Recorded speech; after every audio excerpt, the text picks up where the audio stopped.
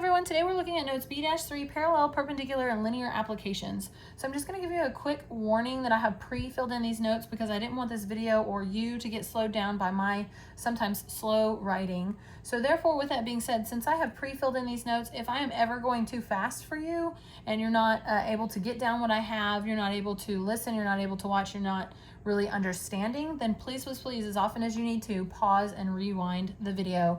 That way you are in fact grasping these concepts, because these concepts are going to be used throughout the year and even into calculus next year. So they are very, very important concepts. Let's go ahead and get started. Determine the slope of a line that is A, parallel to the given slope, and B, perpendicular to the given slope. Okay, so I'm sure you remember that parallel lines have the same slopes, and that's the symbol for parallel. And perpendicular lines have opposite reciprocal slopes, and so that's the symbol for perpendicular. Okay, so in part A, when I want parallel slopes, of course, that means that my slopes will be the same. Notice? Okay, and in part B, when I want perpendicular slopes, okay, I have taken the opposite reciprocal. So notice I've taken -2, I put it over 1. And remember, I'm sure you've heard the words flip and switch. So if you take -2 over 1 and you flip the fraction and switch the sign, then you would get +1/2. Okay, so in part 2 here, write the point slope form, and remember this is our point slope form, of the equation of the line through the given point. So I've got my given point that is A, parallel to this given line, and B, perpendicular to this given line. So let's start with part A. So I know that parallel lines have the same slope. So in order to write an equation of a line that's parallel to this line, I need to know what the slope of this line is. Okay, so I need to get this linear equation in slope-intercept form. So my first step is to move over the 3x, which would make it -3x on the other side. And of course, I would put it in front of the +7. So I have 4y equals -3x plus 7. And then of course, to completely isolate the y, I'm going to divide both sides by 4, making sure that I divide both of these terms here by 4. So then I get y equals -3/4 x plus 7/4, right? Making sure that I divided each term by 4. And I'm going to pause you for a second real quick, because this is a linear equation in slope-intercept form. Let me reiterate, it's a linear equation, okay? The linear parent function is y equals x.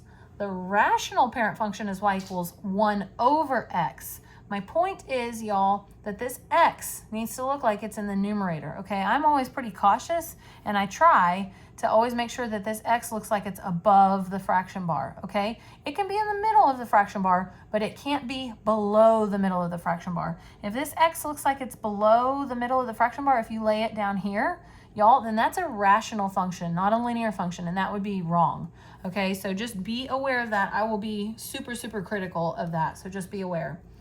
Okay, so now that I have my linear equation in slope-intercept form, I can extract the slope, so -3/4. My rate of change is -3/4. So therefore, I have all the information I need to plug into point slope form. I have my point and I have my slope.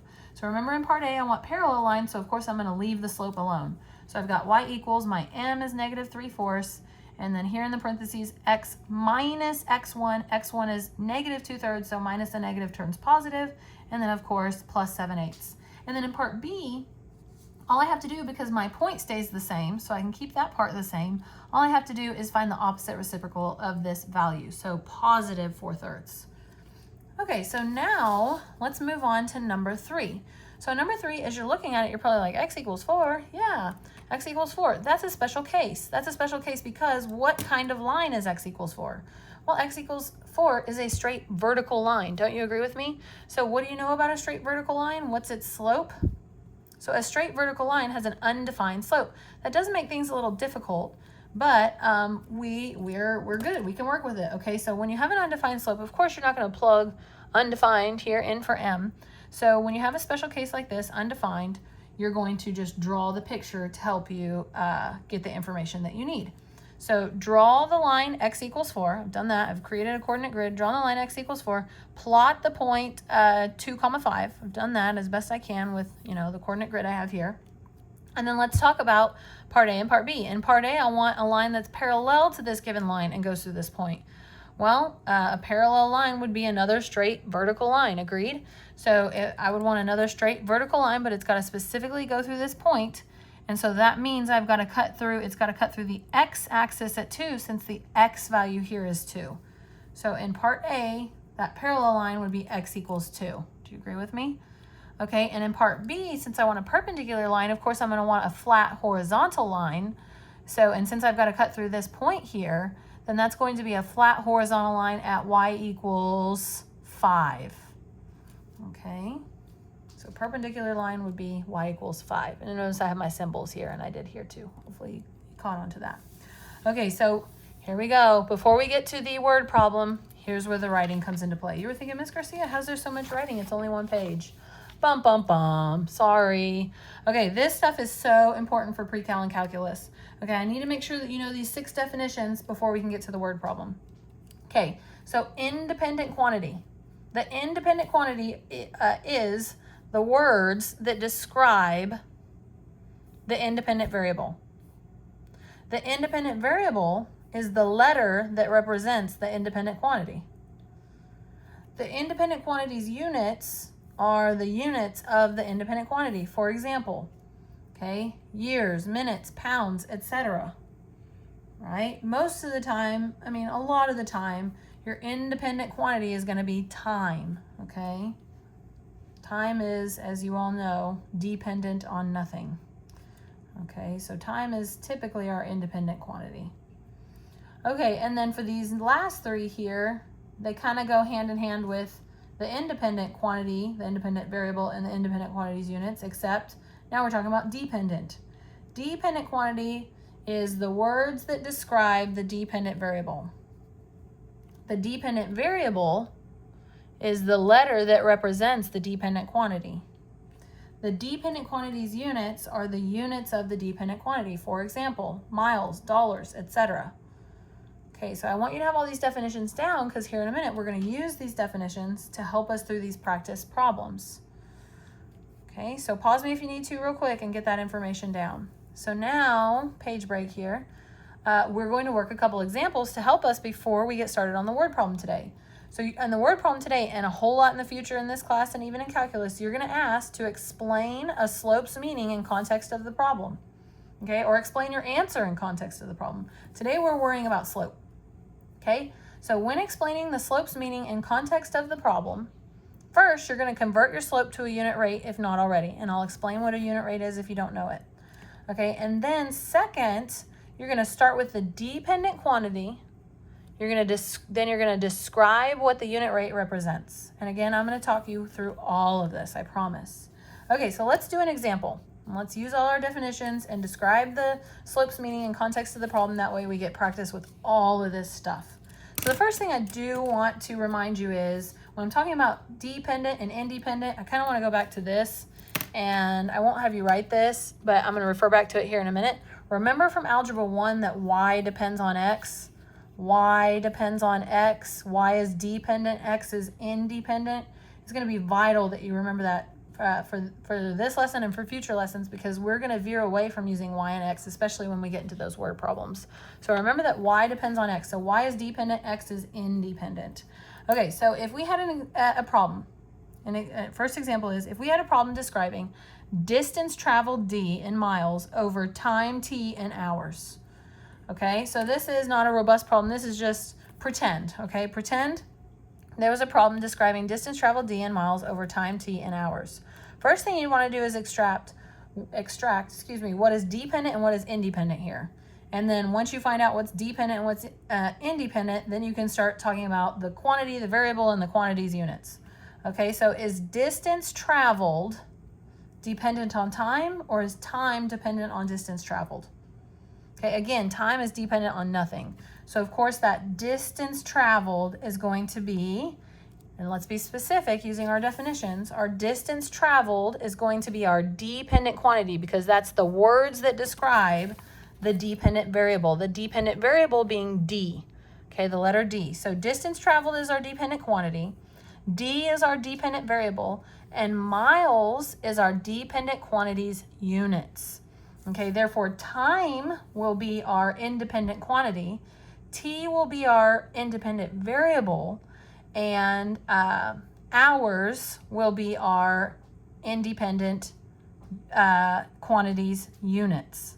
Okay, so when I know I didn't give you numbers here or anything like that. Like I said, it's just a pretend problem. Pretend in this problem you extracted these values and you found the slope. And in this case, the slope, how you would write it, because you want to use the variables that you're given, you would write change in D over change in T, because remember it's dependent over independent. Okay, so change in D over change in T, and say with the problem we got this information, and then you thought, oh, I'll leave it like that because that doesn't simplify. Well, here's where this comes into play. When you're explaining the slope's meaning in context of the problem, you first need to convert the slope to a unit rate. This is not a unit rate. What is a unit rate? It's a rate, and this is a rate, it's a rate of change. It's a rate that has 1 in the denominator, okay? So you do actually need to divide 35 over 2. I know it's not a whole number, I know it's not an integer, but that's okay because we need to get a unit rate. So then we divide 35 over 2, we get 17.5, so we have 17.5, and we can technically put that over 1, right? I know it's funny, but you can, and then that's our unit rate. Okay, that's our unit rate. And then you really want to think about what are the units here associated with D. So the units associated with D are miles, and then the units associated here with T is hours. So this is 17.5 miles per hour. Agreed? That's what the fraction bar, that's usually how you say it, miles per hour. Okay, so then once you've got this, it's pretty easy to explain the slope's meaning in context of the problem. Okay, so of course you want a full sentence, so you would say this slope shows, and then remember we start with the dependent quantity. The dependent quantity is distance traveled, so you'd say this slope shows the distance traveled, and then describe the unit rate. Well, this slope shows the distance traveled, and we say increasing because it's a positive slope. So this slope shows the distance traveled increasing by 17.5 miles per hour. Not bad at all, right? Okay, let's move on to the next problem. So in this next problem, we have a pretend problem describing the cost of bananas C in dollars based on the weight of bananas W in pounds. So this based on kind of helped us, and so did the over here, those words, those kind of key subtle words are really helping us determine what is our independent and dependent quantities. Okay, so is cost of the bananas dependent on the weight of the bananas, or is weight of the bananas dependent on cost? So it makes more sense to say cost is dependent on weight, not the other way around. So cost of bananas is dependent, that's our dependent quantity. Remember, dependent quantity is the words. Okay, the cost of the bananas is the dependent quantity, C is the dependent variable, dollars is the dependent quantities units. Okay, and then therefore the weight of the bananas is the independent quantity. Okay, W is the independent variable, and pounds is the independent quantities units. Okay, so say from this problem there were numbers, there were values, you found the rate of change. Okay, you found change in C over change in W, right, to be 3/4. And so you can't leave it like that because that's not a unit rate. So you would change it to 0.75, okay, because you could write 0.75 over 1. And remember, what are the units for C? Dollars. And what are the units for W? Pounds. So then it's easy to see that this slope shows, and then remember we start with our dependent quantity, that's the cost of the bananas. This slope shows the cost of the bananas increasing, because we have a positive slope, increasing by 75 cents in this case, 75 cents per pound. Not bad at all, right? Once you get the hang of it. Okay, so that brings us to our word problem. So that was just kind of a get you ready to do what the word problem here is going to ask you to do. So I know there's a lot of writing here, this red, and I promise I'm going to explain to you where I got all that stuff. So I'm not just going to leave you hanging.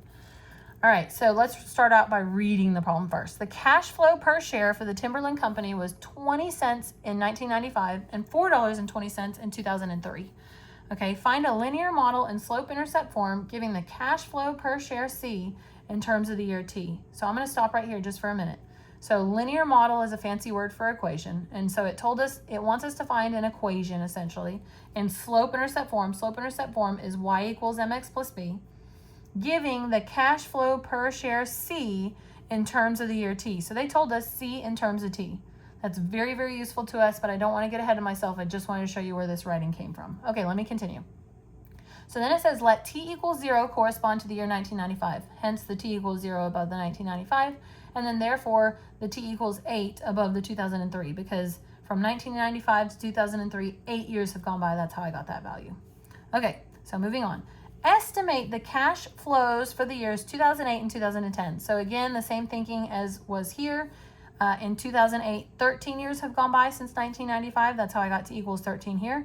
And in 2010, 15 years have gone by since 1995. That's how I got to equals 15 here. So now I think you've seen where all the red comes from around the problem. Okay, what is the slope of your model? And there we go. Explain its meaning and context of the problem. So really you're being asked to do three, almost kind of 4 to 5 things here. You're asked to find an equation. Find an equation in slope-intercept form. You're asked to estimate cash flows for the year 2008, 2010. You're asked to explain what the slope of the model is and explain its meaning and context of the problem. Whew. Okay, let's start with the first thing it's asking us to do. Find that equation in slope-intercept form. Okay, and actually before you can even do that, this is what I need from you on every single word problem. And I don't think you have space to write this on your paper.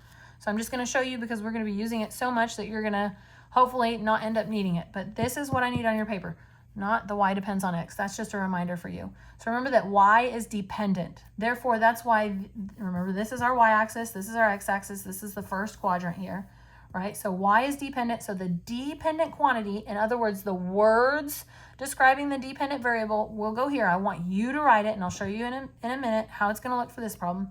And with the units, the dependent quantities units here in parentheses, and then I'll want to know what the independent quantity is here. You'll write it out here. You'll write the words for the independent variable here, and then with the units here. So I need to see, not this part, but this. On every single word problem you do for me, I need to see this. Okay, it tells me that you know what all these things are, all right? So let's talk about what are those things, okay, for this problem, for this particular problem.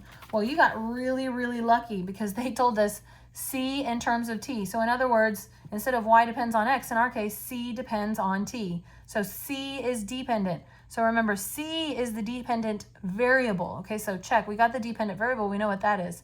But what is the dependent quantity? Remember, the dependent quantity is what I want here. Okay, so the dependent quantity is the cash flow per share, the words that describe the dependent variable. Okay, so cash flow per share would go here. And what are the units for the cash flow? Well, look up here. The cash flow per share for the Timberland Co. was 20 cents. So dollars. Dollars is our units, okay? And then T is our independent variable.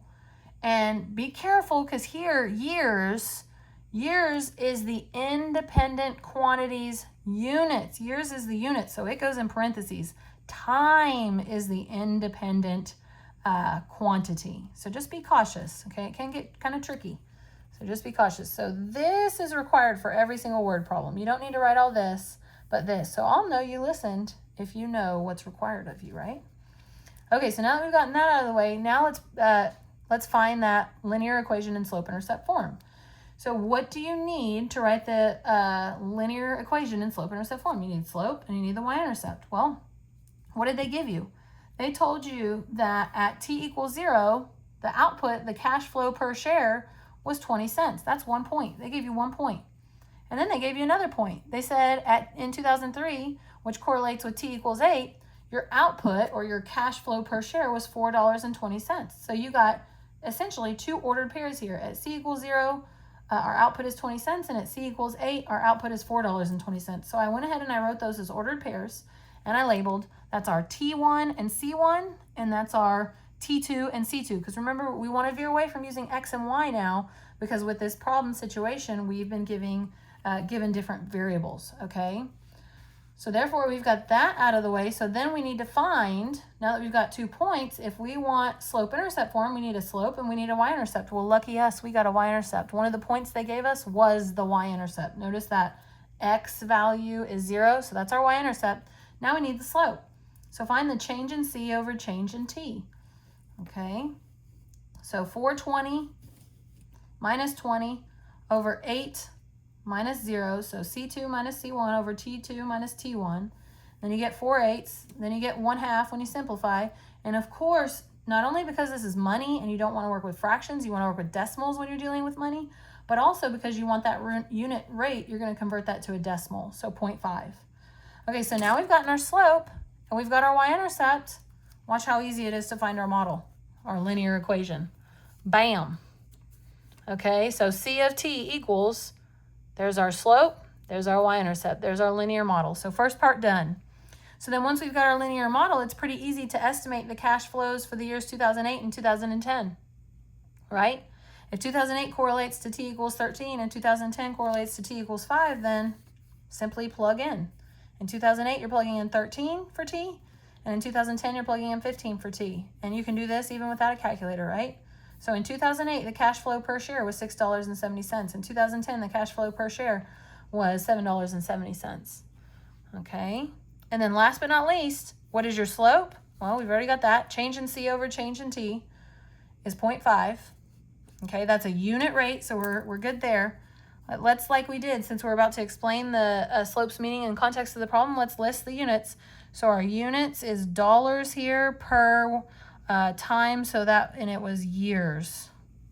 Okay, so let us use those units to help us describe the slope. So this slope shows, remember we start with that dependent quantity, so this slope shows the cash flow per share, positive slope, so increasing by 50 cents per year. Cool beans, we're done.